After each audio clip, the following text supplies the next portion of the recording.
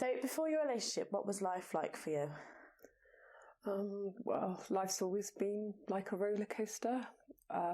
Through my family, through my childhood, nothing's been perfect.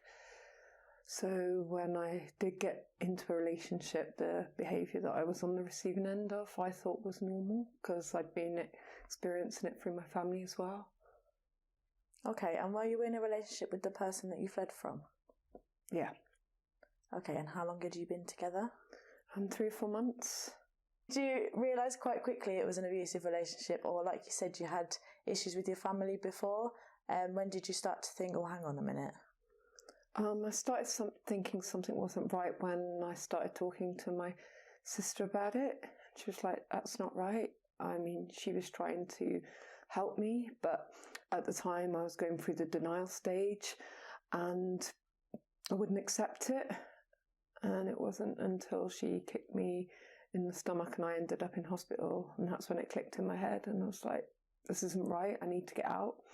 So I begged the hospital to keep me in there till the following payday, and once I explained why, they were happy to keep me in. They said I was on antibiotics for my injury anyway, so that was their excuse for keeping me there. Okay, did she try to contact you while you were in the hospital? Through Facebook messaging, but they weren't very nice messages. It's like, oh, wish you'd dead. Next time you won't be so lucky. And that's when I decided, yeah, I deserve better than this. Before this happened, how did you meet your partner? Through dating apps online. At first she came across as loving and caring, and after meeting her a few times, I realised she was not that person I met online. Okay, so you said you had your doubts when you first met her, but was the beginning of the relationship much different to the end? Yeah, well, it did start off as what I thought was a normal relationship. And then it started with things like, don't use your phone around me, which I was used to because my family are the same. And then when our kids got used to me, I would start to plan day trips out. And because my perpetrator didn't like it, she would kick off. And I thought, oh, maybe it's because she's not used to it. And then I found out 3 months into relationship, she got a big police case against her because she'd done all of this to someone before. Okay, when you say she used to kick off, what did she used to do? She'd shout at me and throw things. I mean, start off with, she didn't used to hit me. Okay, were you frightened when she used to do that? Yeah, because I'm not a confrontational person. I don't like getting into arguments.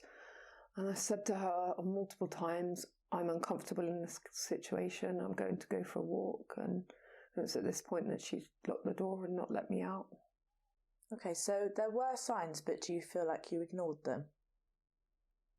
Yeah, I suppose so, yeah, because like when she did kick off, it was under the influence of alcohol or drugs, but when she wasn't, she was nice.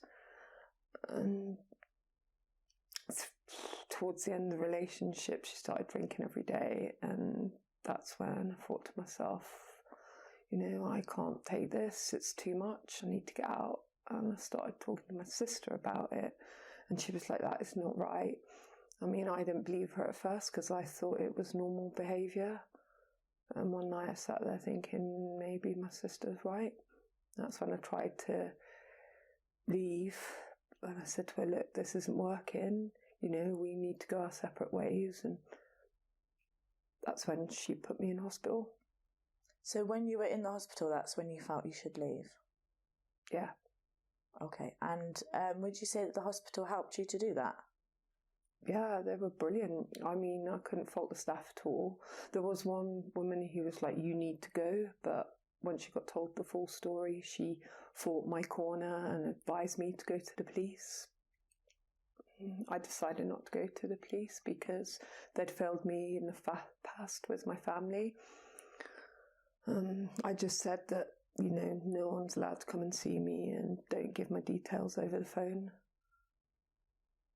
Okay, how do you feel that Valley House have supported you?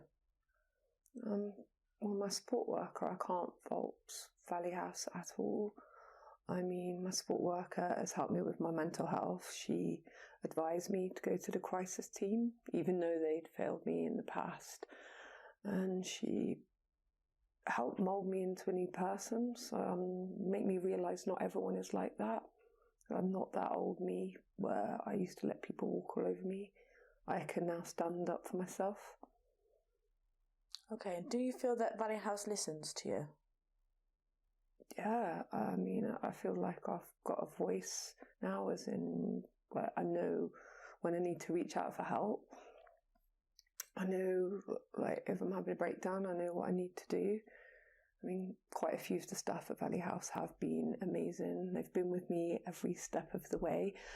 And yeah, if I'm at breaking point, like, they're there.